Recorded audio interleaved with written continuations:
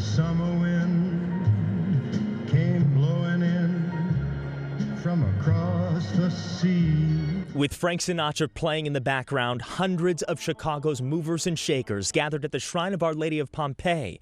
It was a celebration of life as the city said goodbye to an Italian-American titan, Dominic DiFrisco. He was a power broker in a city of power. He continued to advocate throughout his life for the dream of Italian Americans. Born to Sicilian immigrants in 1933 in the Bronx, he made Chicago his second home, the voice of the Columbus Day Parade broadcast for more than 45 years. He loved that day more than any other because of what it represented, a celebration of his culture and a tribute to all of those who followed in Columbus's bravery and footsteps, like his parents, by taking a giant leap to an unknown world in search of something new. A fierce defender of Italian-American heritage, DiFrisco helped resurrect this church, Little Italy's Shrine of Our Lady of Pompeii, from the brink of disaster.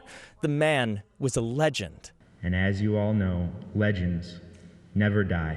Going up yonder, going up yonder, to be with my Lord. A final goodbye here at Gene and Giorgetti's, where DiFrisco held court for 50 years. His booth reserved today as Chicago mourns one of its best. Mark Rivera, ABC 7 Eyewitness News.